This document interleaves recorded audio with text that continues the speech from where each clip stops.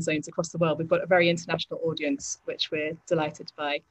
Just to let everybody know, this meeting is being recorded. Thank you for consenting to it being recorded as you registered. And I'd also like to share with you that we may be using some excerpts from the recording as part of a CORTH film, potentially. Just like to make sure that people are aware of that, and we look forward to very much to the conversations that we're about to have on COVID, the impact of on midwifery and COVID. Just going to leave this screen for a second. Okay, so I'm just trying to make sure I've got the screen of Zoom. Okay, good. So we're going to look at the wider impact of COVID on maternity. So on our midwifery and maternity services and service provision, and also on the experience of women and people during pregnancy, during birth, and in the postnatal period, importantly. We might be considering whether birth rates have been affected, perhaps due to lockdown, how women are impacted during their pregnancy, the experiences potentially of isolation, and isolation during birth and in the postnatal period. Maybe breastfeeding rates have been affected. We wonder how mental health has been affected with regards, for example, to postnatal depression. Are we even collecting these metrics? And we look forward to a sort of international dialogue on this. And of course, consider the impact of COVID and the pandemic on the experiences of the newborn and the developing infant. And we all know that it takes a village to raise a child. And at the best of times, our societies don't really assume the village environment. But now more than ever, our village is very fragmented due to social distancing and restriction of movements. So I really look forward to introducing our speakers to you today in this informal CORTH conversation. Each speaker will speak for about 10 minutes. And then in the last half hour, we'll open the discussion for questions and comments from you, the audience. So please contribute also in the chat as we go along during the conversation. I'd love you to, if you feel comfortable, just enter in the chat now where you're from. So we have some perspective on who's joining us tonight and sort of what kind of backgrounds people, where people work. So perhaps your affiliation or your specialty or expertise, that would just enrich our conversation so we can get some perspectives if you're comfortable to share that. So great. I'm just going to, some of this may be, we may have some new people who are new to CORTH. So I'm going to introduce Maya Yunatan, who is Professor Maya Yunatan, who is the founder of CORTH. I haven't introduced myself. I'm Eziefula. I'm a senior lecturer at Brighton and Sussex Medical School and a consultant in infectious diseases. And I'm one of the co-directors of CORTH as well. So Professor Maya, if you'd like to perhaps just give us some context about CORTH, that would be fantastic. Thank you, Chi, and thank you and welcome everyone to CORTH, the Center for Cultures of Reproduction, Technologies and Health at the University of Sussex.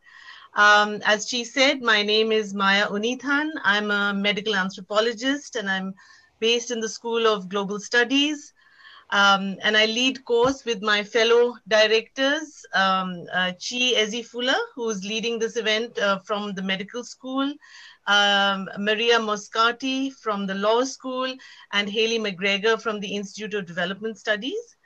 So our center, the CORTH Center, was founded in 2014. And it was founded with the idea of providing an intellectual space to bring together researchers, policymakers, NGOs, and activists all together for carrying out intensive research, collaboration, but most of all, critical thinking, and really to develop an interdisciplinary body of scholarship on sexual, reproductive, and health cultures.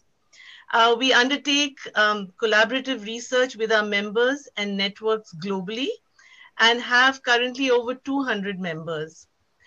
We particularly welcome visiting graduate students and faculty to work together with us in mutually beneficial ways.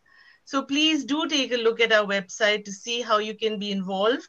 And on the website, on our homepage, to look at some of our annual reports, which will provide you a good overview of our research themes, our activities and values. I really look forward to our discussion today. Thank you very much. Maya, thank you so much. And just like to, just to highlight who we have here attending in the audience. We have midwives from a wide range of settings. I could just see we have from Canada, from different parts of the UK, from Scotland, some members from India, I understand. I'm trying to catch up the chat here to see where everyone's based. We also have obstetricians, independent community midwives, and some very experienced birth doulas. And importantly, we also have representation from mother people user groups who use maternity services, and women who are pregnant, and also some multidisciplinary academics at the moment. So really broad group. Thank you very much. Anthropologists, I can see. I'm trying to enlarge the chat here. Global health students. So we have students and academics. Fantastic. Thank you very much, everyone. Okay.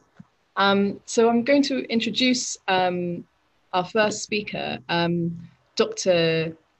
Katie Parker-Conway, who is a doctor working as a clinical fellow in emergency medicine, currently in the Homerton Hospital in University Hospital in London, also affiliated to Newcastle University and Brighton and Sussex University hospitals.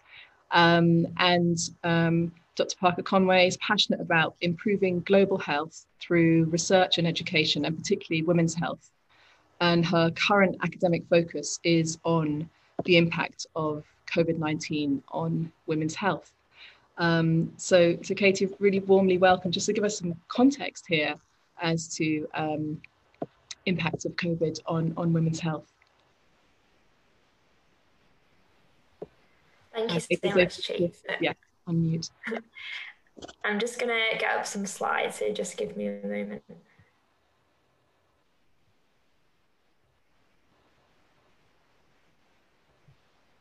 Perfect, okay.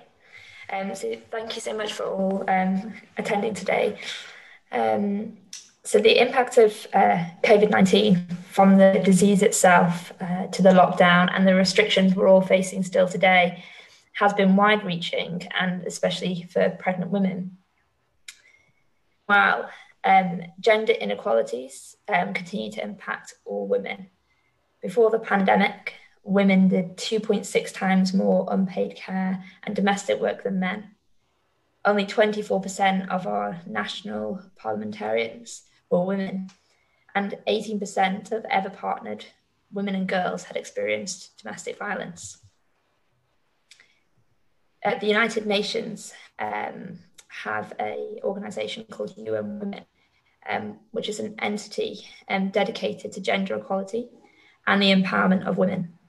They identified that progress towards equality and the empowerment of women was likely to be at significant risk during the pandemic. So they released a policy briefing to identify and hopefully mitigate the impact of COVID-19 on women through a rapid and targeted approach. So this included 5 priorities. The first is that gender-based violence, including domestic violence, is mitigated and reduced. That social protection and economic stimulus packages serve women and girls. That people support and practice equal sharing of care work. That women and girls lead and participate in COVID-19 response planning and decision making. And that data and coordination mechanisms include gender perspectives. So from the 16th of March 2020, the government placed pregnant women in the UK as clinically vulnerable, which still stands today. They have to be attentive to social distancing and minimise contact with others. particularly in the third trimester of pregnancy. Aside from facing possibly increased risks if contracting COVID-19, this leaves them in a position where they are more likely to face the consequences of gender inequality and the impacts of the pandemic. Spending the majority of the time at home with reduced access to family and friends increases the risk of domestic violence. Isolation leaves pregnant women at increased risk of developing mental health conditions in particular. A meta-analysis found that the COVID-19 pandemic had significantly increased the risk of anxiety among women during the pregnancy and postnatal period. A study in Italy found a high prevalence of postpartum depression and post-traumatic stress symptoms in women who gave birth during the COVID-19 pandemic. A study in Hong Kong found that pregnant women reported more depressive symptoms in the postpartum period and a drop in their delivery rate at their hospital. Women make up a greater proportion of healthcare workers, and at times when it's not been safe to perform clinical duties, they could face economic losses due to long-term sick pay rather than their usual wages. In addition, women are disproportionately represented in industries that are hit hardest by the pandemic, which includes retail, tourism, hospitality industries, and miss either furlough or job loss at a time where they are financially vulnerable and preparing for a period where they may not be able to work. However, thanks to organisations empowering women, there have been some initiatives to combat some of these issues. In particular, domestic violence. In the UK, the government has released a public information campaign to encourage those experiencing domestic violence to seek help and raise awareness of what help is available to them. They increased funding for helplines and charities, as well as local authorities, so that they've released a bit of pressure on them to increase the services available. In addition, working from home has become the new norm, and which allows partners to contribute more to care and domestic work, although this is something that is difficult to measure. Many trials relating to COVID-19, including for vaccination and treatment, initially did exclude pregnant women. However, there have been appeals since to rectify this, which has resulted in some trials revising their criteria to ensure the inclusion of pregnant women. Aside from the psychological and the economic impacts, a key topic of discussion is the biological impacts of COVID-19 on women who are pregnant. So data collected in the UK obstetric surveillance system found that the incidence of admission to hospital due to COVID-19 infection was 4.9 per 1,000 maternities. And that was for the period in March and April. They concluded that most pregnant women admitted to hospital with COVID-19 infection were in the late second or the third trimester, supporting the guidance to continue social distancing measures in later pregnancy.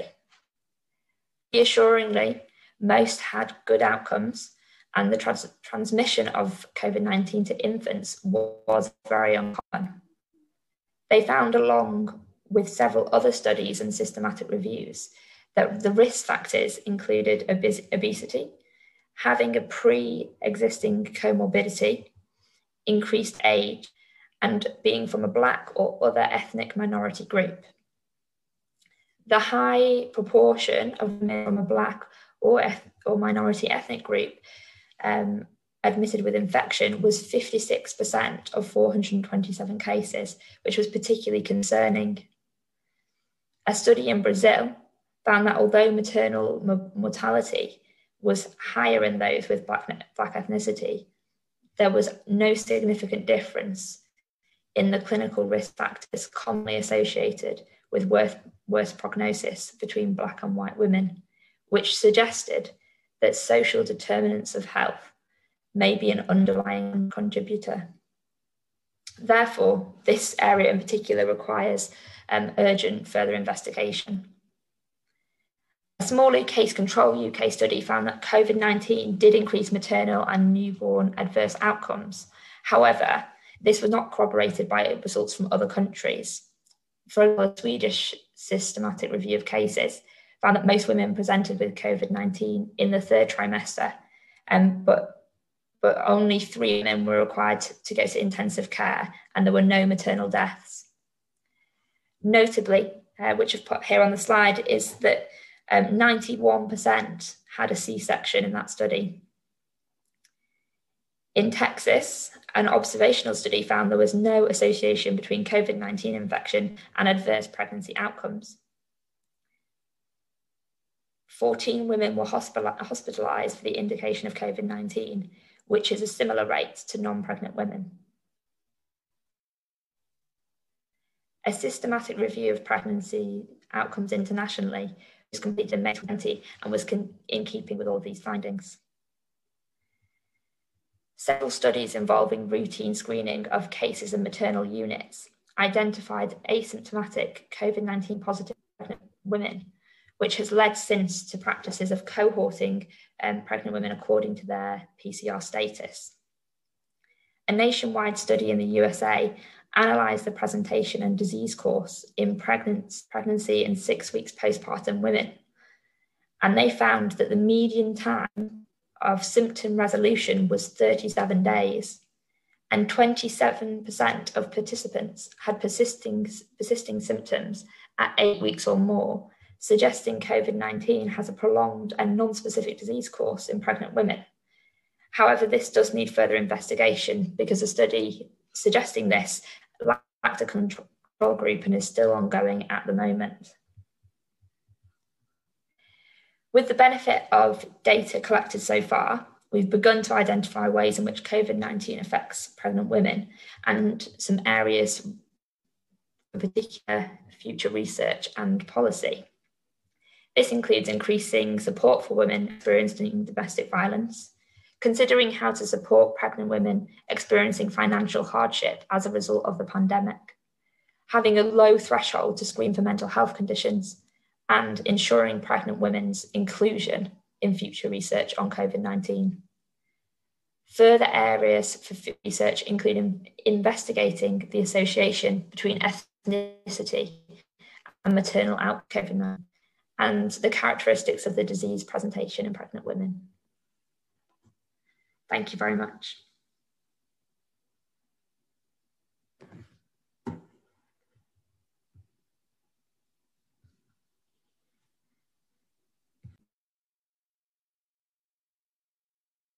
Sorry, I was talking but muted. Just thanking you very much, Katie, Dr. Katie Parker-Conway. That was really helpful context and quite remarkable to note. And what I noted particularly was a 91% C-section rate in context of women who've presented with COVID-19 being PCR positive. Also, the use of PCR for cohorting. And the fact that, as is the case outside of the context of a pandemic, pregnant women and breastfeeding women are often left out of clinical trials, including vaccine trials, and that's something that we note. What are the therapeutic options, and considering that many women may be considering becoming pregnant in the context of a pandemic as well as being pregnant. So these sort of omissions and important factors for research agendas.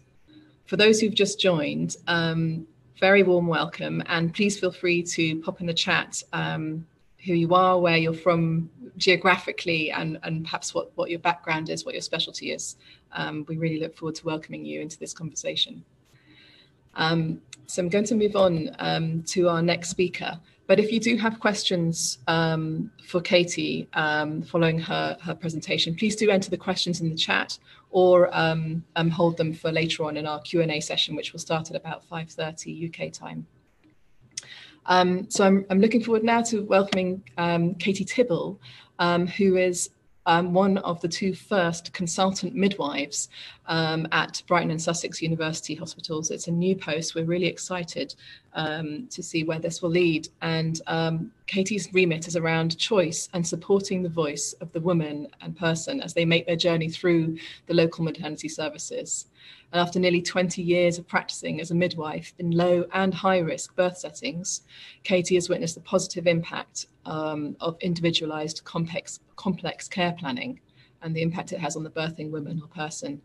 And hearing that voice and keeping them at the centre of multidisciplinary care planning. And in her role as consultant midwife, Katie will be developing local maternity services to provide holistic care about which she is passionate. Katie, thank you so much for joining us this afternoon. Please, thanks for unmuting yourself. We really look forward to hearing your experiences during the pandemic. Thank you everybody, and thank you for having me. So I've actually been a consultant midwife for about 2 months now. So actually with the first wave hitting, I was actually a labour ward coordinator at Brighton Hospital. So if everyone knows where Brighton is in the UK, we're right on the south coast.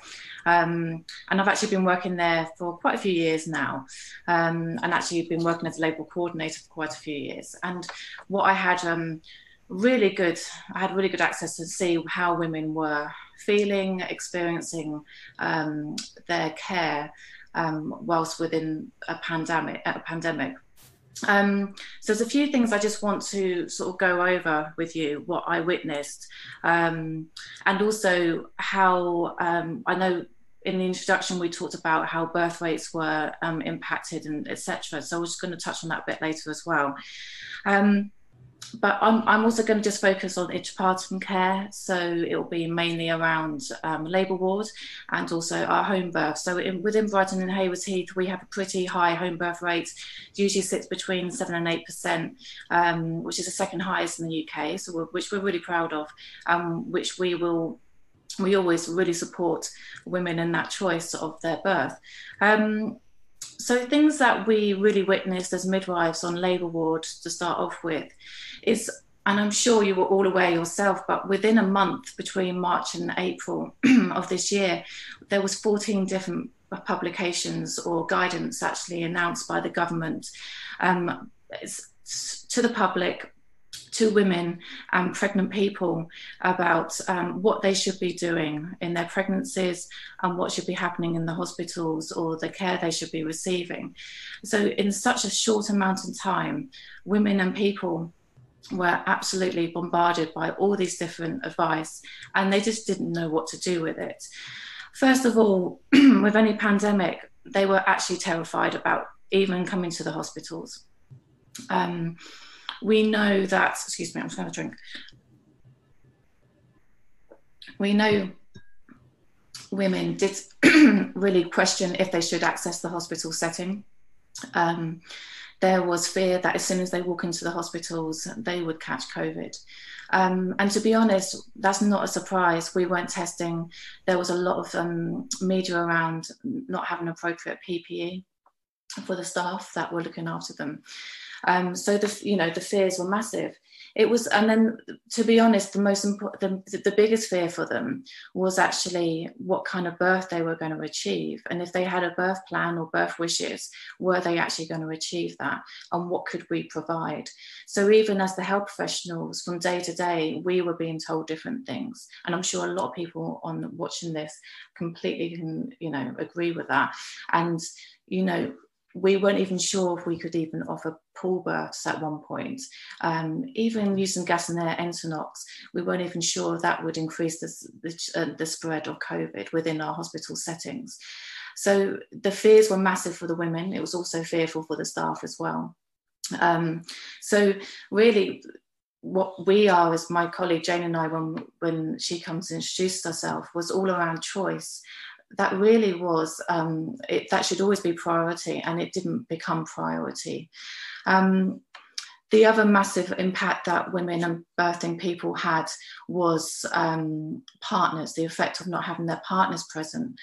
And most of the units across the UK put a ban on partners being present in the hospital and in home birth settings.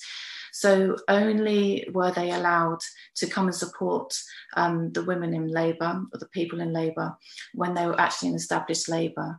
So a lot of women and people were experiencing early labour on their own in hospitals, and they weren't allowed to access any of the antenatal checks with their partners, which was, you know, absolutely terrifying for them. And you can see why. Actually, if you look at our data in Brighton and Haywards Heath, we did, over the 9-month period, we just looked at the data, we've had a 2% increase of our home births. And actually, we were very fortunate, very, very fortunate in Brighton and Haywards Heath that we continued our home birth service.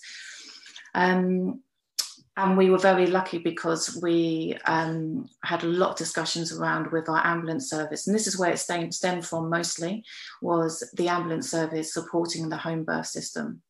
And because we have such a high rate of home births, and with our head of midwifery and all the managers and all our birthing people, the midwives are absolutely passionate about home births. We were, you know, so proud to keep that service going. But even the data shows that people were scared about, obviously, joining the hospitals.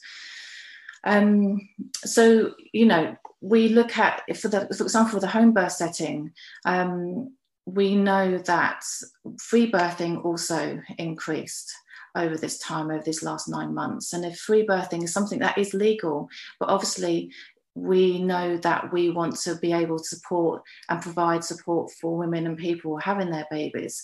And actually women and people were actually too scared to even attend hospitals.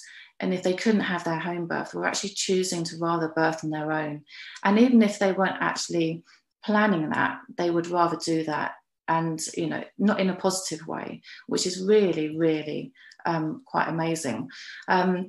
So there's been some new data recently about free birthing, and a study that's been done up in London that showed that over nearly 2,000 women that were questioned about free birthing, 1 in 20 women actually in that period, over between March and April, actually considered free birthing, when it would have actually been about 1 in 2,000 originally. So that's completely amazing.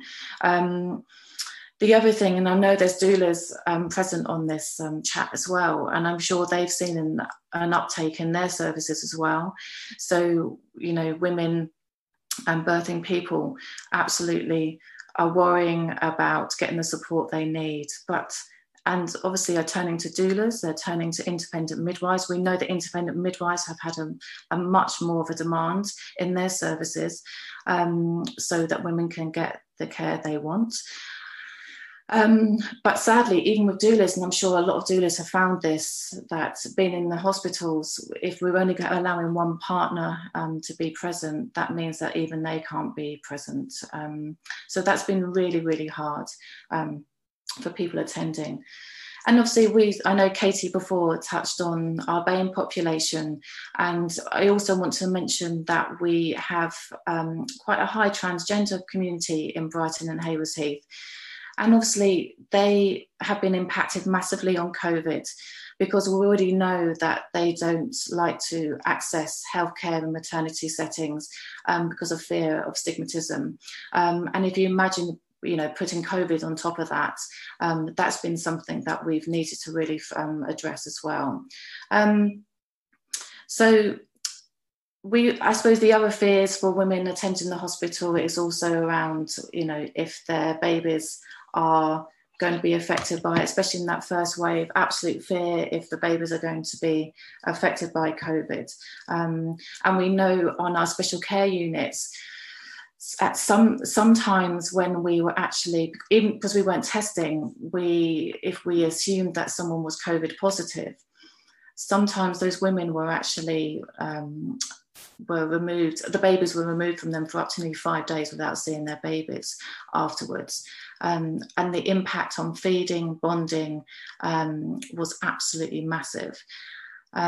So, you know, luckily those days have gone, but yes, for that first wave, you know, to wait for 5 days to see your baby, because it was you were both being isolated, was unbelievable, really. And obviously, just wanted to quickly touch on the Embrace report. So a lot of you might know about the Embrace report. That's something that is regularly published, but there's been one that has addressed COVID over the last 3 months. And interestingly, 3 main areas that have come up is obviously, I think there was 10 deaths in 160,000 women, and majority of them were down to suicide and also domestic violence. And actually majority of those women that died were in the BAME community as well. So that's really, really highlighted how much the COVID has impacted on mental health, domestic violence, maybe not so much, obviously, the health of women. So yes, it's been a really, really scary time. Women are still absolutely terrified. We are really lucky that we are testing all staff now. All women are being tested as soon as they enter the hospitals. Proper PPE is being worn. And so it feels better. But definitely, you know, there's still a lot of work to do around partners. And I know Jane's going to talk a bit more about that, and the effects of trauma that is having on women and birthing people. But yes, that is basically what I really want to say. But the last thing I want to finish on, there's someone quite amazing in our audience. So we do have conversations around this later. But I just want to introduce you to my good friend and colleague, Maggie Meyer. She's our race equality lead at BSUH. She's a midwife. I have the pleasure of working with her clinically. But she's just got this new post at BSUH and is doing amazing things addressing our BAME community within maternity. So it might be something you might want to just ask her about later on. Thank you. Katie, thank you so very much. That's very powerful description of the impact of the fear that pregnant women are experiencing, and women and people who are birthing. I'd be interested also to learn about the postnatal period as well, which I know we will talk about further. And thank you also for speaking to the sort of difference in at the sort of height of the pandemic, but now, and I think we have questions as to, you know, how long is this sustained for, and what, you know, how is the environment and the service going to be changing in the next number of months and the years to come. I have concerns about the new normal really not being okay for women and people using the services and being pregnant and birthing. Katie, thank you very much indeed. I've seen a question for you, and I'm going to propose, so that we can give all the speakers time to speak, that we'll go back to these questions in the Q&A session. And that was a question about the home birth rates, which is really interesting. So I'm going to hop over and introduce Shezeen Suleman. Thank you so much, Shezeen, for joining us. Shezeen has been a registered midwife and practicing since 2011 in Toronto, Ontario, Canada. So thank you for joining us from across the Atlantic. And she holds a BHSC from Ryerson University's Midwifery Education Program and has a degree in Environmental Sciences and International Development Studies at the University of Toronto as well. And currently Shezeen is one of the team leads for the MATCH, the Midwifery in Toronto Community Health Program at South Riverdale Community Health Centre, and practices also at Michael Garron Hospital and the Toronto Birth Centre. Throughout her career before and after becoming a midwife, Shezeen has focused on strengthening communities and improving access to high quality services for people who face barriers as a result of systemic discrimination. Shezeen, we're delighted that you can join us today and really welcome you to bring your voice in. Thank you. Thank you guys so much for inviting me. I'm really honored to be here. I'm going to share a slide deck in just a second, but I think that it turns out that what I have to say, I think dovetails quite well with what Katie shared with us, the theoretical framework that the first Katie shared. I think I'll be able to kind of show how we're putting much of what you had to say into action in our daily practice. So I think that that connection is super helpful. Okay, wish me luck with this screen share. Okay. Excellent. Hopefully you can see the slide. Yeah, awesome. Thank you, everybody. Yes, my name is Shezeen Suleman, and I'm one of the co-leads at the MATCH program, which stands for Midwifery and Toronto Community Health, based here in Eastern Canada. And I'm going to share with you just a little bit about some of the work that my team has done to adjust the way that we provide perinatal care over the course of the pandemic. I've opted not to have a slide of anything COVID-y for the title, because I think we kind of need a break. So just for a bit of background, because I know we're coming to this place from all over the world, which makes this session so very exciting. Midwifery was legislated in the province of Ontario in the 1990s. And up until very recently, anyone working as a midwife worked in one model, and that was as an independent contractor working as part of a midwifery practice group and providing antepartum, intrapartum, postpartum care kind of as one bundled package. And in this model, midwives set up themselves in practice groups in a way sort of at arm's length of other healthcare providers, still within the healthcare system, but separate. Very recently, as a result of some agitation from midwives here in the province, our Ministry of Health released a pocket of funding for something called Expanded Midwifery Care Models. And our program was in the first cohort to receive this funding, and we were funded in 2018. So the way that we work looks quite different than other midwives in the province.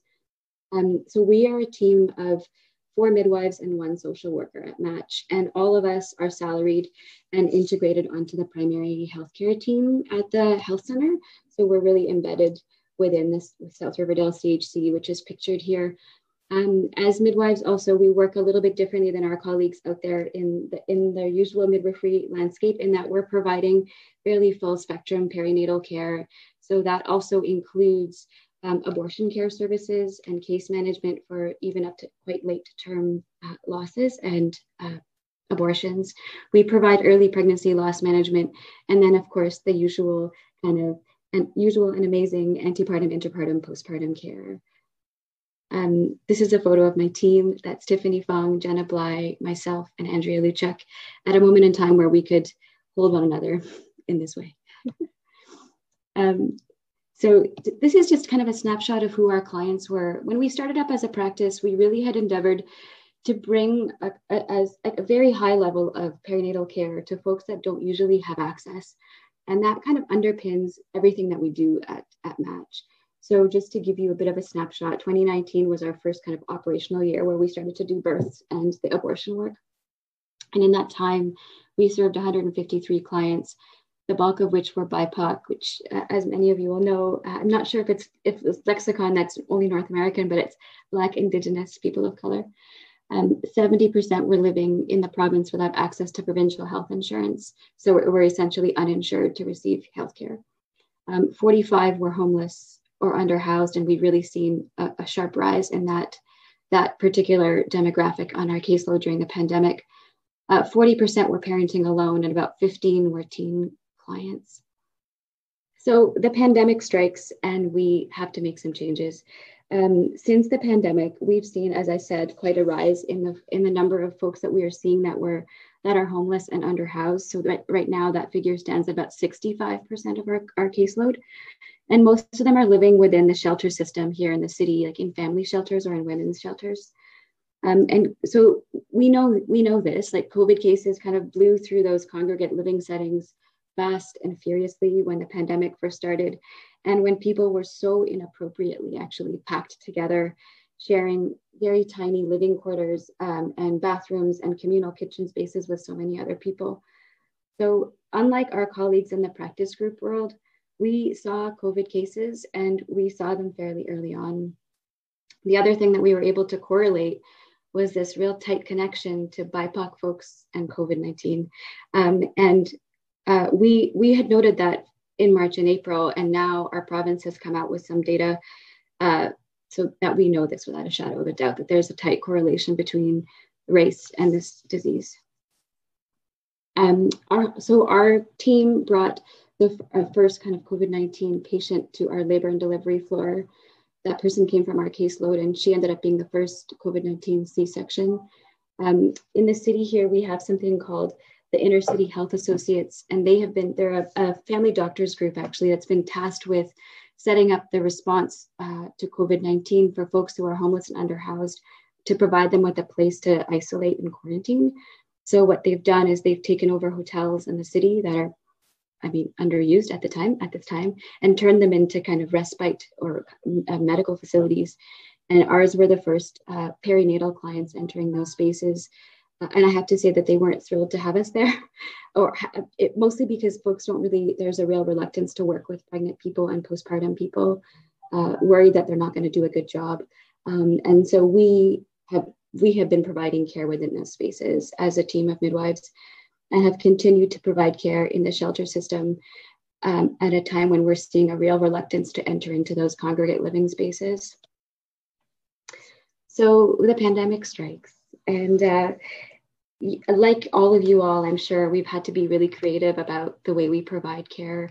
One of those places that we've had to do that adjustment in is like in our visit schedule, figuring out which clinical appointments can be virtual versus in person. And we'd set out with an idea and have come to learn over time that we needed to really flex what this looked like for each person that was sitting in front of us based on what was going on for them in their own lives. For some clients, particularly because of the pandemic, we've had to see them more frequently. And this touches upon what Katie was saying, that the impacts of being isolated actually warrant more in-person care than less. And this is both for the pregnancy and certainly for the postpartum. We've not been able to cut away any of those visits to turn them virtual because people are so very alone. And that touch point with your care provider has felt really important. And as far as virtual and telephone visits go, a good portion of our clients didn't have actually access to the necessary technology to actually make those visits happen. So our health center did a cell phone drive at the start of the pandemic and partnered with a national telecom provider in order to provide clients of the center phones with data and minutes for 3 to 6 months at a time. So that's really been helpful in bridging that large technological gap. Just a quick mention on food. We had noted early on in 2018 when we established that the folks that we were endeavoring to reach were fairly food insecure. And so one of the things that we did, knowing that this was not going to fix the problem, but certainly help, was that in our clinic rooms every day we would stock food. We'd give people healthy snacks. There was a community kitchen downstairs. We'd provide whole meals to people to take home. And like real protein or like nutrient dense foods that they could take to feed their children, even if it meant just for a little while. With people coming to clinic less and less because of COVID, we knew that was going to be a real problem for some of the people that we saw. And the same was for folks across the health center. The health center struck a food security committee, and for every week they have been delivering either meals or prepared meals or groceries or grocery gift cards, like cards that they could use to buy groceries themselves, the families that seek care at the center. So a lot of our clients have been able to benefit from that. At the start of the pandemic, we actually watched so much of community-based primary care really narrow their service offerings. So there were limits to what sort of indications patients were being seen for, like you can only come to the doctor if you have really urgent concerns. And so what was being cut out often were things like contraceptive care or access to medication abortion, like these really vital services that were really, I would say, probably disproportionately impacting women. And so that was a real shame. And we knew that also many physicians' offices were switching to more virtual care. And we'd seen from our own experience how that's not going to work for everybody, that switch. It will work beautifully for some, but there are huge subsets of the population that a telephone doctor's appointment is just not going to be enough. We did some outreach to the local shelters right at the beginning to say, Match is open. We have all kinds of PPE. We can see patients safely, and we're providing the full consort of care that you are used to seeing. So please come. And we have seen a sharp rise, actually, as I've shown in the folks that are seeking care that are coming from the shelter system. We also spread the word to our midwifery colleagues out there working in practice groups to say, we can see your people too for discreet care. And so we have seen lots of referrals for abortion care and for early pregnancy loss management from our midwifery colleagues. And that's been really helpful to keep people out of the hospital, being able to provide that care in community in this way.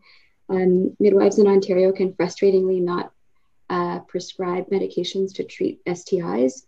And so we've been able to kind of bridge that gap for midwives out there, leaning on the scopes of practice of the physicians that we work with on our team. And same for vaccinations. And as well as we've been able to provide discreet postpartum care for the obstetricians that we work with, who themselves might be seeing patients that they think might benefit from postpartum care in community. We've been able to do that work as well. This has been talked about by the previous speakers quite a bit. I would concur with much of what was being said. With all the advice to stay home, coupled with job loss and other stressors, we saw an appreciable rise in domestic violence amongst the people on our caseload. And we know that only a fraction of people experiencing violence in their homes disclose it to anyone. So we worked as a team to quickly create improved screening tools for domestic violence. We researched available resources and created sample safety plans, and started teaching all of our clients that they could use this hand gesture when they're in video visits with us, or they could ask for Jane, like we came up with a code word that they could ask for on the phone if they were ever to page us or call us for any reason. And it kind of sets off a trigger of response of helping them find help. Prior to the pandemic, nearly all of our clients, we worked really hard to kind of connect them with social supports because they were already fairly isolated. So many of our clients were taking free prenatal classes, free doula support. They were connected to public health nutrition programs and in-person mental health supports, to name a few. All of this abruptly ended at the start of the pandemic, and very few of these very critical spaces have actually been filled in any kind of meaningful way. And that is a real shame. And I think that it disproportionately impacts folks that are already fairly marginal. All of the in-person postpartum depression supports stopped meeting, and the in-person professional mental health supports cut down their service offerings to be telephone-based only, which is for some people just like not adequate or appropriate. And of the support systems that were kind of still intact, we saw kind of an alarming reluctance to engage people in in-person care. And I mean, to our shock, Child Protective Services here stopped seeing people in person, and they were instead really relying on our reports as healthcare providers to make their assessments. And that's not a space that we want to live in or is appropriate actually for us to take on. So that's been really tricky to figure out how to navigate. And it's left a lot of people in a really bad way. I have to say that supervised visits have been completely cut away. And that has really been deeply dangerously impacted, like lots of people that we see. This is now a bit tangential, but there was a recent study that was published that's shown an appreciable rise in opiate overdosing that might be directly connected to how people have been cut off from seeing their kids. This is a photo of one of our midwives, Andrea Luchek. I put it here because Andrea sits on our health center's pandemic response committee. And this committee has been meeting very regularly from the start of the pandemic and creates protocols and shapes processes and stays on top of our PPE supply and comes up with clinic flows that like optimize safety for us and for the folks that we see. As midwives, the four of us, we've kind of previously worked in practice group models, and we know that this work would have otherwise fallen to a very small, hardworking group of very tired midwives to have to figure out. So we feel super fortunate to be able to work as part of a larger health center where we have multiple brains kind of working on this very complicated problem together. And we have a direct line to Dr. Jeff Powis, who is our infectious disease person at our local hospital. And that's been really helpful to weed through all the information that seems to be continually coming out. And I'm just going to leave it there. I thank you all for your time and allowing me to share the work of our team. I look forward to learning from you all and taking your questions afterwards. Shezeen, thank you so very much for speaking so clearly to your reactivity to the pandemic, exceptional reactivity, and the service that you deliver. And it's really clear from what you have presented that the collateral damage, the non-COVID, the disease damage is really significant, and perhaps even more significant than the impact of the disease itself. But thank you also for speaking to your experiences of the disease in your catchment area. We have some questions again in the chat, and please, for those who've joined recently, again, please introduce yourselves, but also please, for everybody, do pop your questions in the chat as we go along, and then we'll come to them at the end. I'd like to introduce Jane Cleary, who's been a midwife for the past 27 years, working in all areas of maternity service, including service development. And she's developed an exceptional service called Birth Stories as well, and works in maternal education. And she shares the post of consultant, the first consultant midwife position at Brighton and Sussex University Hospitals in the UK. Jane is committed to provide evidence-based care, supporting the needs of the local population, and is motivated on focusing on women and people and the relationships that the midwife team build with them, and creating an environment where women and people feel safe, both mentally and physically, alongside efficient systems and effective multidisciplinary teams. Jane is passionate about development of services in Brighton with the woman and person at its heart. Jane, we're absolutely delighted that you can join us. Thank you so much. And I look forward to hearing your perspectives and reflections on the pandemic. Thank you for having me. It's really great to be here, and thank you, Chi, for arranging it. So yeah, I'm following on really from Katie, so I'm sort of adding to what she sort of said with my own sort of slant on it, in terms of I'm looking a little bit more at mental health because that's an area of an interest for me. As I say, I've worked in all areas of maternity, and when the COVID happened, I was working for the local maternity system, doing a project management,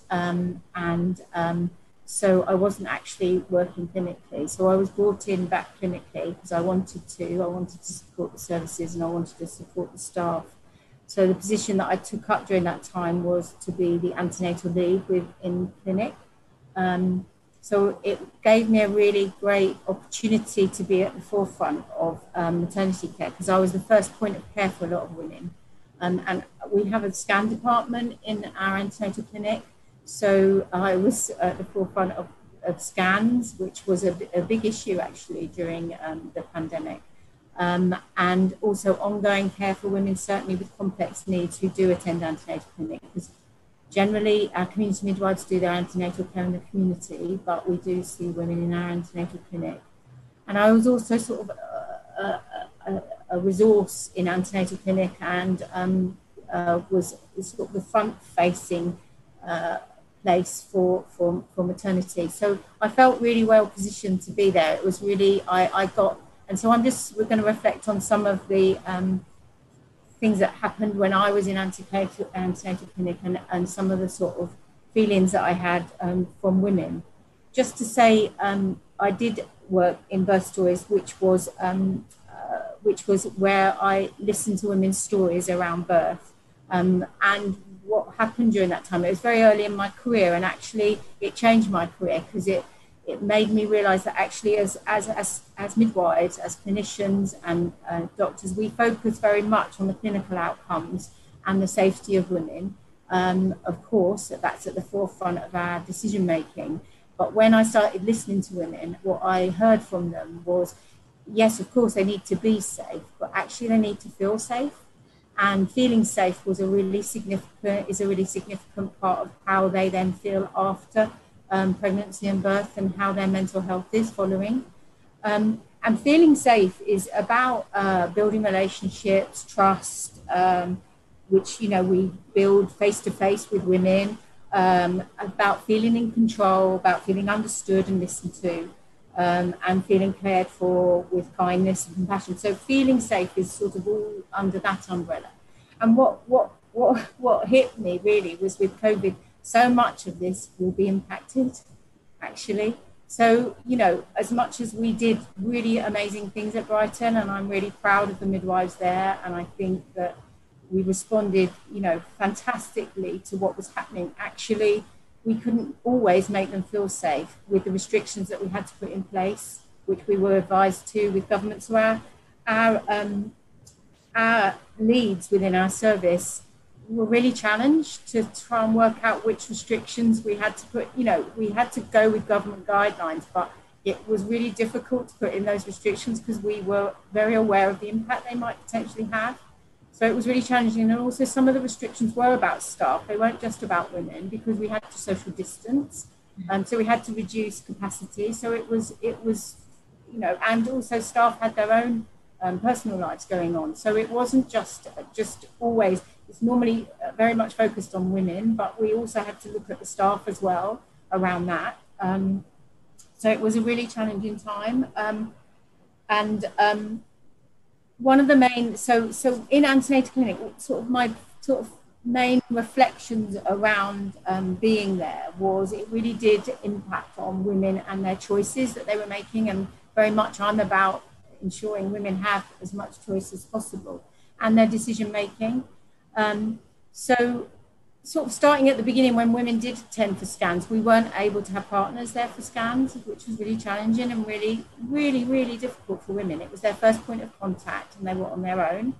And as much as we could be kind and compassionate and give all the things that we know make a difference, actually, we know that women, that part of the fear of birth is about having someone that you know there and having someone who can anticipate your needs and coming on their own. They were on their own, and so I had several women who had scans which, you know, had really poor outcomes. A baby had died, or perhaps there was a problem with the baby. So, you know, they were facing those issues on their own with us as supportive staff, but actually they weren't with their person that needed to give them the support that they felt they would need.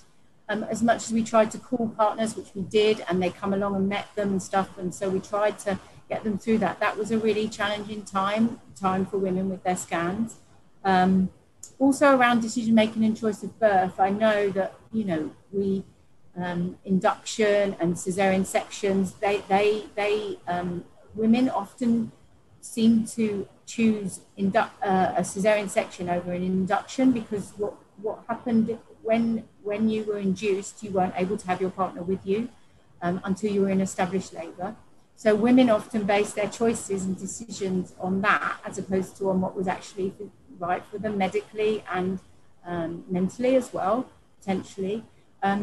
Interestingly, at Brighton, we haven't particularly seen a rise in our cesarean section rate, but I know nationally there has definitely been a rise in their cesarean section rate. And anecdotally, I definitely felt that women often wanted to make the decision for a cesarean because it felt controlled, it felt safe, it felt they could get a date, they knew, you know, what they could, because everything else in their life felt quite out of control. They didn't have family around, they didn't have the support networks that they would normally have for childcare and things like that. So it was very different decision making, and it wasn't necessarily about what they wanted, it was about the bigger picture, which I think really impacted on them.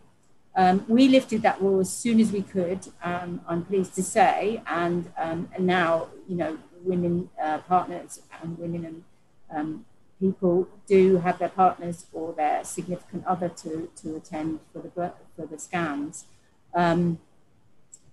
I also found that women often decided not to take up tests because they were petrified, as Katie's alluded to, they were petrified to come to the hospital.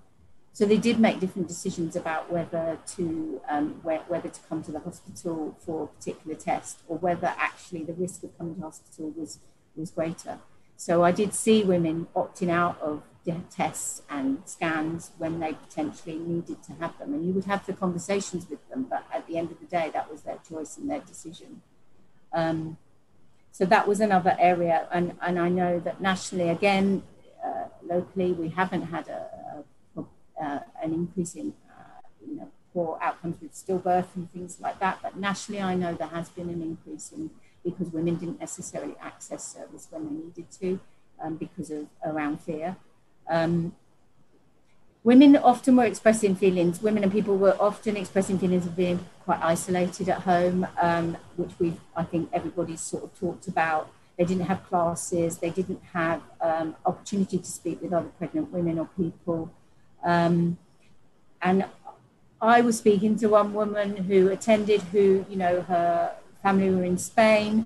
Her dad was in intensive care, on a ventilated in intensive care, and she was having to make a decision about what to do with her pregnancy and whether, what her outcome. So she chose a cesarean section, but so many women that I saw had so much other stuff going on in their life and was trying to manage all of that alongside their pregnancy. We did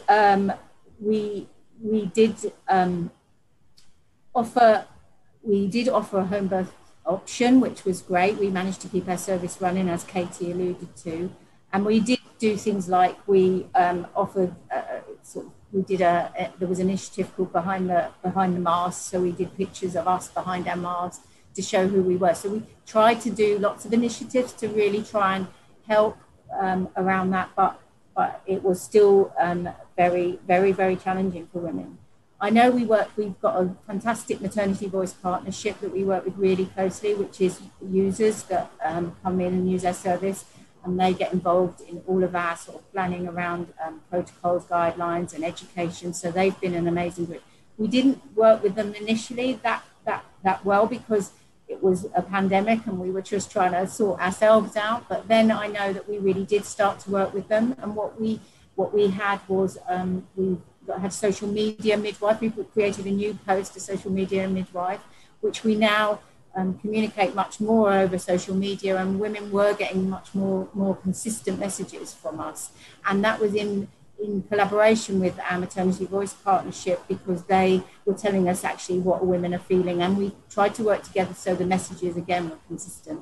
So that was really fantastic, the work that we did around that. But, we're here today on a Zoom call. I find it a bit more stressful. I'd prefer to, and I know that women, some women found it really difficult face-to-face, doing it over the internet, and they don't necessarily find it as easy. They need those relationships and those non-verbal cues. Postnatally, I know that we definitely did less face-to-face care because we did a lot of it virtually, and we did a lot of our breastfeeding support virtually. Again, our infant feeding team did an amazing job, but again, for women, I don't think that contact was lost, unfortunately. And our health visiting services weren't working particularly, so again, they didn't get the support. We've seen quite an increase to our therapy, our improving access, our psychological therapy services. And from our maternity voice partnership, we are hearing some really sad stories that we feel really troubled by, of the impact on their mental well-being through the pandemic, really. I think that it will, and I think it's ongoing, isn't it, that we're going to see the impact of mental health and parenting and the relationship with babies. So that I think is an ongoing thing that hasn't necessarily been, which I feel we need some research into, really. And, the Embrace Support, which I know what Katie mentioned, we have seen the focus is very much around mental health. It's also around BAME communities, but mental health, we had 4 women die of suicide and 2 women die of domestic violence. So we know that those are the key messages that have come out from the Embrace report. Mental health services, they sort of stopped, they would all become virtual. They didn't have so many face-to-face appointments, which I know was really difficult for a lot of women. And as I said, they didn't have health visitors, they didn't have ad hoc clinics, they didn't have sort of support groups available to them. And simple things, the mental health lead at our trust said, women struggled to sometimes get their medication from the GP surgery. There wasn't access to get your medication very easily. So she ended up having referrals from women who hadn't had their medication. So that actually their mental health deteriorated because they actually couldn't access the sort of more primary care services around us, unfortunately. So she's definitely seen an increase in her referrals around mental health. And we have seen in Sussex, our mother and baby units in Sussex have had quite a very significant increase in admissions to their units. So I suppose in conclusion, it's been a really, really challenging time for us as staff, and I know it has been for women. We have altered our services, and some really positive things have come out of it. And you know, having venues like today, sharing and networking so much more has been really helpful. And I think a lot of our meetings where we're sort of implementing new services have we've been able to do a lot more of that. So it's been really positive, but it also has been very challenging. And I'm so excited Katie and I have got this role. As I say, as she said, we're only 2 months in, but we're going to change the world.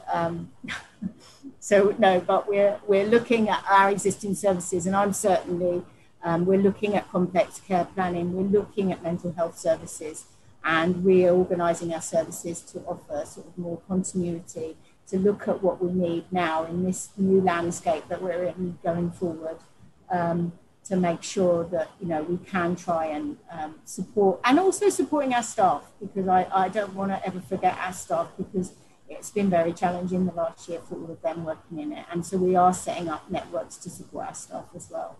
So hopefully we can make a massive difference. But I think I always say to Katie, we're really amazingly lucky at Brighton. We've got amazing staff who want to make the difference alongside us. So if you have that, I think, you know, we will sort of rise to the new challenges of COVID.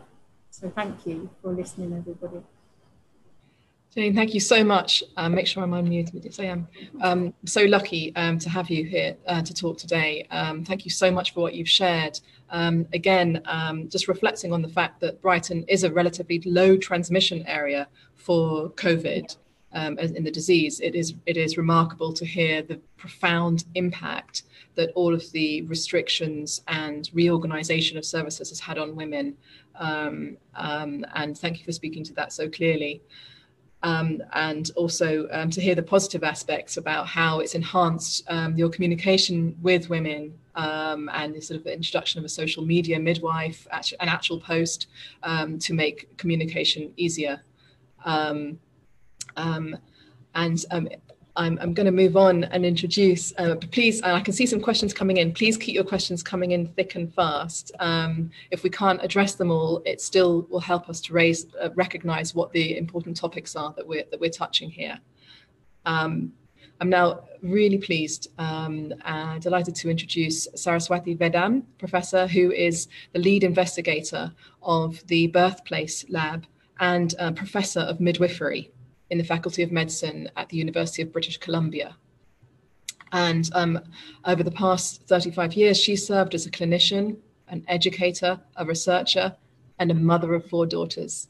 And Professor Vedam's coordinated several transdisciplinary and community-led research projects across North America, including the Access and Integration Maternity Care Mapping Study on the impact of integration of midwives on maternal newborn outcomes, and the Giving Voice to Mothers study that established significant differences by race, type of provider, and place of birth in experience of mistreatment by maternity providers.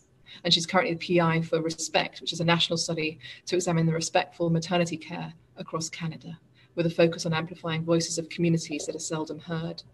And also to highlight that she has developed and validated person-centered measures. So the mother's autonomy in decision-making scale, the mother's respect index, and the mistreatment by providers index. And these indices have received National Quality Forum Innovation Prizes and are now being applied in 18 countries to evaluate quality of maternity care at the institutional, system, and country levels.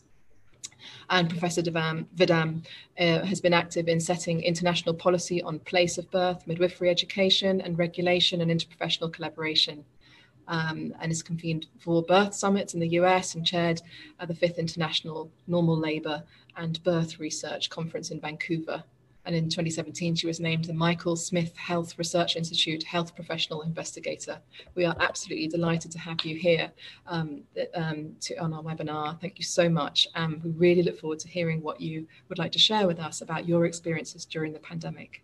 Thank you, Saraswathi. Thank you. Thank you for that introduction. Yeah, actually, I'm sure you could say as much for everybody else on this call. So I'm just really just a midwife trying to be responsive to what my clients and then my students and the community around us is saying. So that's what I'm going to talk to you about today. Everybody who has presented today has brought to the forefront what we are all witnessing, what we know from our lived experience. And what I want to talk to you about today is what we can do, and with a particular focus on what we call in North America, Black, Indigenous, and people of color, BIPOC, what in the UK I know you refer to as BAME, but whether it's BAME or marginalized populations or vulnerable or racialized, whatever term you use, it's clear that we're not doing enough, especially for those who are already most marginalized. So I'm going to share my screen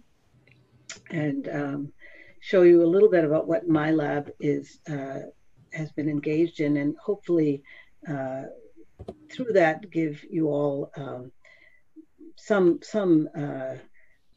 sense that we can work together to make a difference globally. I want to first acknowledge that I am coming to you from the traditional and unceded homelands of the Musqueam, Tsleil-Waututh, and Squamish nations. I am a immigrant settler. I grew up as a part of an immigrant family, and as you can see, I'm a person of color myself, and that of course informs my work. I do run a lab which looks at person-centered outcomes research, and particularly around experience of maternity care. So of course it's very relevant during COVID. I have many funders, because this kind of work, as you know, doesn't get large funding until recently. It hasn't really been a focus, and so I've put it together, and I'm grateful particularly to the community members and partners who've helped me through this work.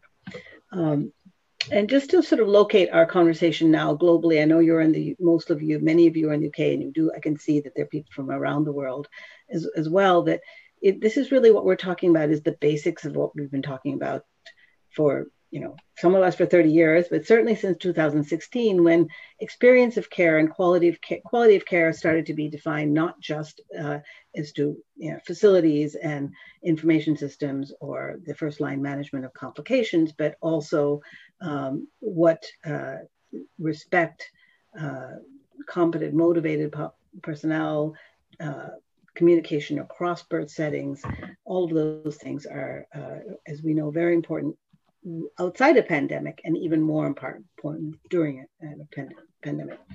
So the global context that you've been hearing about, what you heard about today, the increased demand for community-based birth, home birth, the scarcity of care providers, the fear and the lack of consensus about how we contain things, whether or not you can have companions, whether or not what does social distancing mean when you are in shared housing? What is adequate PPE? And that, of course, has been changing a lot.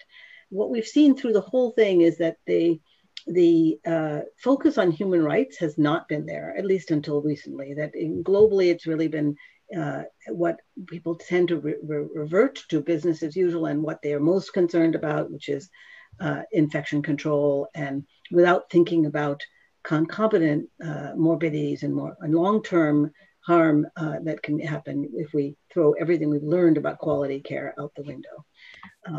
And that includes when we have recommendations about social distancing, separating well from sick. How do we appropriately do that and still preserve quality? I want to remind everybody that in most of the world, there is no opportunity, even in a maternity unit, to socially distance. This is Africa, this is the Philippines, where people are in postpartum labor and GYN spaces, sharing beds. They're 3 to a bed sometimes. That's true also in India and many places. And in immigrant and refugee situations, there is no opportunity to this is Guatemalan migrants on the border of the US.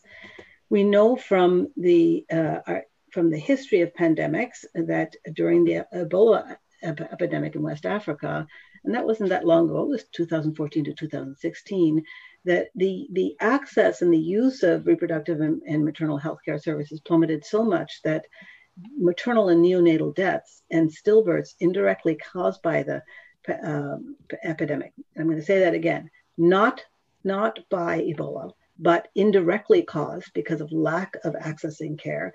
Those deaths outnumbered the direct Ebola-related deaths. Women were unable to access family planning, had fewer antenatal care visits, were more likely to give birth with unskilled attendants or without any attendants, and they stopped going to facilities because of infection, increased physical and financial barriers. This study that was done recently recalculated it in epidemiologic assessment of just in 4 countries the additional deaths, and those in the orange there, that if we continued in this way, the potential impact of COVID-19. So we're talking, about very, very serious outcomes here globally, not related to, related to the pandemic, but caused for non-pandemic reason. We know that mistreatment exists, and this issue of having your personal information shared is been overlaid by things like physical privacy, being scolded, shouted at, having treatment being withheld, being refused at the door. That's happened in Africa, in India, in the Philippines, in the US, where people are being turned away or told that there are no beds when they are in labor, being treated like they are ill because they have shortness of breath or symptoms that are related to labor or hypertensive episodes, or in one case in Africa, a woman who is having postpartum bleeding and was afraid to access care because of the curfew rules and police violence around curfew breaking, and she died. And as did a woman in India who is known to our community of midwives who tried to access care during a hypertensive episode, was refused admittance at 8 hospitals, and she also died for a preventable reason. We've studied this in the US. We've studied this not related prior to COVID, where we started to understand what was the rate of mistreatment, even in a high resource country. So you're the host here in the UK, I'm in Canada, we're in North America. You'd think that this wouldn't happen, but we know that even when we understand the lived experience of Black and Indigenous people and people of color, that where the overall population might be 1 in 6 experiencing that kind of egregious mistreatment, it's 2 in 6 when you talk about BIPOC or BAME communities, as well as in low and middle resource countries. These results were published in the same year for low resource, middle resource, and high resource. It's real, and unfortunately, we cannot just attribute that experience of care to social determinants of health. While those are very important, and we know that those increase the risk of mistreatment, as you can see from this slide. This is from our Giving Voice to Mothers study, which was a national study with 2,700 participants. Those social risks and life circumstances increase your risk for mistreatment. But it is, if you are racialized, in other words, if you are a Black, Indigenous, or a person of color, that risk, if you could have the same social or medical risk or condition, identity, but if your identity was different than white, your risk for mistreatment was quite a bit higher, significantly higher. We hear this also that globally, Aline Seman and others and colleagues have been circulating this wonderful global assessment about the evidence that we now know that, as in previous humanitarian crisis, provision of essential services has been severely disrupted, but there's also a lack of information. There's knowledge gaps, there's misinformation, disinformation. And yet at the same time, you heard from Shezeen and we hear from Indigenous communities, we hear from Black and immigrant communities and refugee communities, how they are these community-centered solutions that are rapidly much more mobile and nimble and common sense than the big health systems. So yet there's no access and hasn't until now been no way to get that information across communities, evidence-based guidance, et cetera. What do we know? Well, we convened 150 experts from 28 countries last April. It was a spontaneous convening of people who just were desperate to, as you all are, to respond. And together over the next few months, we self-organized into these, along the strengthening health systems framework from the UN, into groups that were working on policy and research and operations and logistics and workforce and training and rights.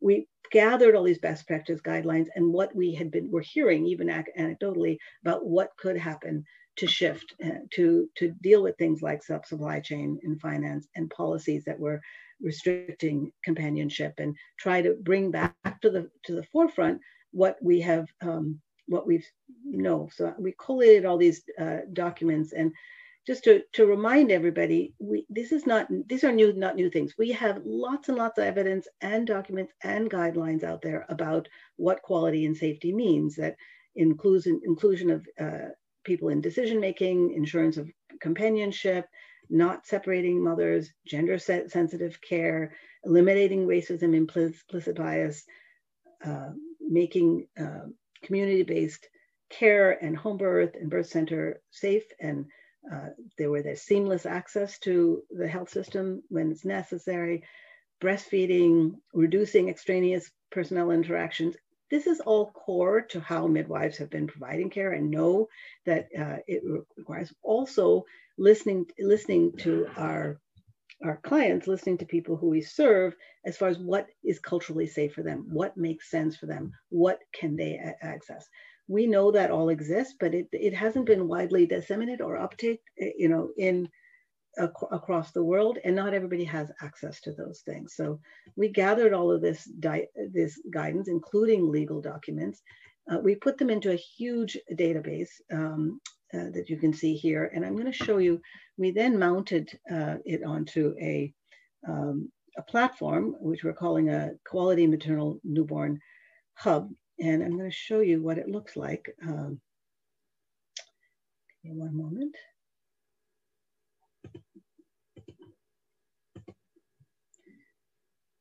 Sorry,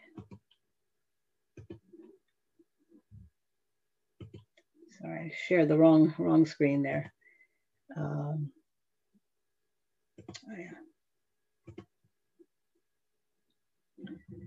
So can you see? Having trouble here finding my.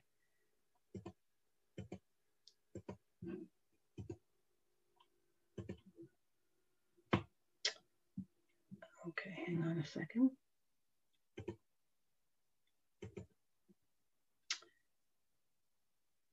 Sorry, I'm usually better at this. Let's see, here we go. So you're seeing my screen now? So can someone tell me?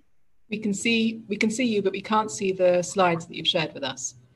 Okay, what I'm trying to show you, okay, you know what I'm going to do is I'm going to take my PowerPoint down and show you this here. I don't know why this is not working. One second. Just whilst you're accessing these slides, we are just to let everybody know that we're going to extend for a few minutes, for approximately 10 minutes, possibly a little longer, for questions, because it's been so valuable to hear our speakers' contributions. So we're going to extend a little bit for questions afterwards. And thanks very much, everyone. Thank you. Yeah, perhaps now you'll see it here. Hold on a second.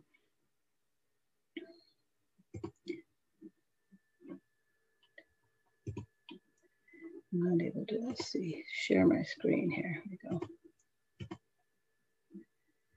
Ah, yeah, okay.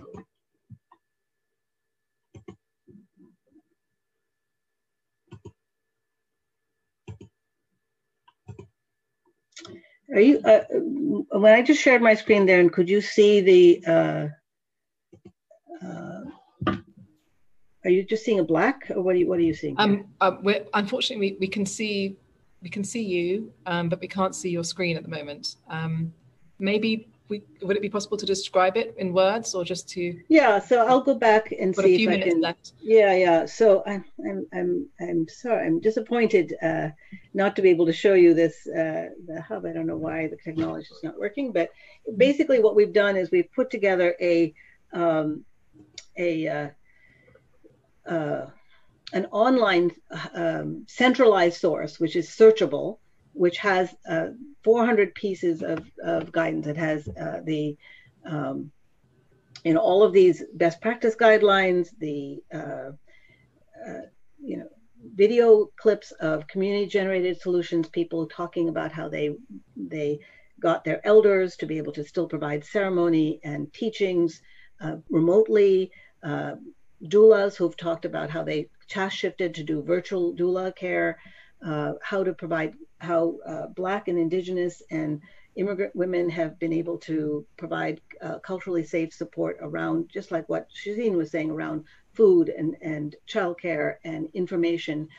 People who have been taking in African nations bicycles with megaphones, as well as things like the WHO guidelines on how to don PPE, or the video about how you can, the videos talking about breastfeeding and separation and things like that. We've put it all on a hub, an online hub, and I will provide your group the link so that you can explore it itself. But basically, it has a tracking tool for rights violations. It has a way to search whether or not you are, say, you have a community-generated solution. You want to share it with somebody else. We have or you have a new way to repackage your birth supplies, or to task shift and set up a birth center. We've got all the guidelines around how you can set up a rapid response unit, how you can shift training or resources of workforce. All of that it's going to be available on a hub that is like a website where you can search and find what you need. You can locate yourself, what kind of straight coat, maybe you're a health policymaker, maybe you're a community midwife. You can go and find reliable guidance. Here it's been vetted and curated and rated for quality and whether or not it attends to things like gender sensitive rights. And it will be available across multiple connectivities. It's called the Quality Maternal Newborn Care Hub. And we look forward to sharing with you. I'm sorry I wasn't able to show it to you. It's clearly an exceptional resource, and we've already had requests from people in the chat to share that link. I think it will be extremely valuable for people to be able to access that. Thank you.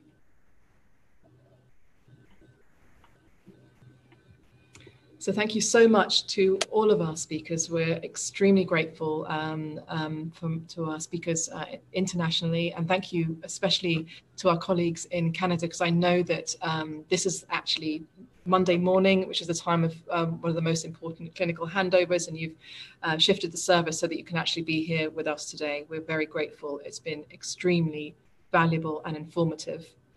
I'm going to open for a few minutes longer for questions. I'm sure we may have some more questions for Professor Saraswathi Vedam, because we had an abbreviated discussion then. So I'm going to have a little look in the chat now at questions that have been raised. And let me see. Well, thank you so very much. Thank you. Thank you, Dr. for bringing in your voice, and also to everybody in the audience. And thank you for those who've hung on for this extension, because it's just been a really valuable conversation. I feel that we could perhaps even hold a much longer meeting or a day seminar. We'll close the meeting now, and please do feel free to contact us at CORTH if you want to continue conversations, or to go in touch about advocacy or any research that we might be able to support. Thank you very much.